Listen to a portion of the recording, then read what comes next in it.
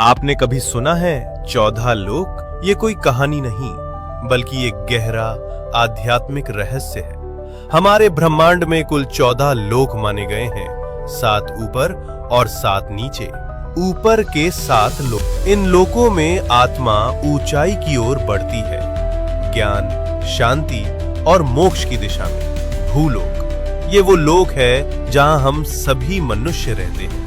इसे मृत्यु लोक भी कहा जाता है क्योंकि यहाँ जन्म और मृत्यु का चक्र चलता रहता है। भूवर लोक, ये लोक भूलोक और स्वर्ग लोक के बीच स्थित है। ये ऊर्जा रूपों का क्षेत्र है जो भौतिक और दिव्य लोकों को जोड़ता है। स्वर्ग लोक, देवताओं का लोक, जहां इंद्र और अन्य देवता निवास करते हैं। अच्छे कर्म करने वालों को मृत्यु के बाद इसी लोक में स्थान मिलता है, जहां सुख, संपत्ति और आनंद की अनुभूति होती है। महरलोक, ये दिव्य ऋषियों, तपस्वियों और महान आत्माओं का निवास स्थान है, जहां वशिष्ठ और विश्वामित्र जैसे महान ऋषि तपस्या करते हैं। जनलोक, इस लोक में वे आत्माएं निवास करती हैं जिन्होंने ज्ञान और ध्यान में परम सिद्धि प्राप्त की होती है।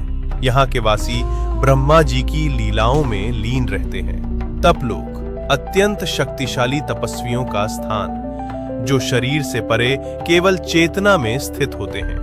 ब्रह्मलोक, यह है अंतिम लक्ष्य है, जहां केवल सत्य है, मोक्ष है और ईश्वर का साक्षात्कार होता है। इन ऊर्ध्व लोकों में आत्मा का जाना मतलब है धीरे धीरे शुद्ध और जागरूक होना। अब बात करते हैं नीचे के 7 लोकों की। यहाँ भोग, मोह और भ्रम ज्यादा होता है। अतल लोक, राक्षसों और मायावी शक्तियों का घर। वितल लोक, जहाँ कामनाएं और भोग हावी रहते हैं। सुतल लोक, राजा बलि का लोक। वे दानवीर थे लेकिन उनमें अहंकार भी था। रसातल लोक, जहाँ भ्रम, लालच और अज्ञान का घना अंधेरा है। तालातल लोक, छल, धोखा और झूठ से भरा हुआ लोक। महातल लोक, जहां अंधकार और अहंकार का बोलबाला है। पाताल लोक, सबसे नीचे का लोक, तामसिक ऊर्जा और इच्छाओं का केंद्र। लेकिन इन सब का मतलब सिर्फ बाहरी दुनिया नहीं है। ये 7 लोक हमारे भीतर की नकारात्मक सोच और कमजोरियों का प्रतीक है। तो जब हम सच्चाई, भक्ति और सेवा में लगते हैं, हम ऊपर के लोकों से जुड़ते हैं, और जब हम लालच, मोह और गुस्से में फंसते हैं, हम नीचे गिरते हैं। सोच बदलो, लोक बदल जाएगा।